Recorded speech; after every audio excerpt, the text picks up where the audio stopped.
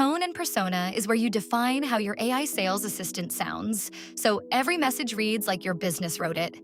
From the sidebar, open your agent, then tone and persona. Click Edit on Business-Wide Voice, and pick a brand tone or write your own. Persona role tells your assistant who it speaks as, like an events coordinator or your front desk.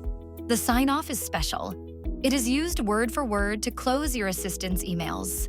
Premises, word and party word set your vocabulary, so it says clients at your studio, never the wrong term. Style instructions go further. Tell it how to write, in your own words, with separate notes for the first email and for ongoing replies. Click Save, and this voice applies everywhere.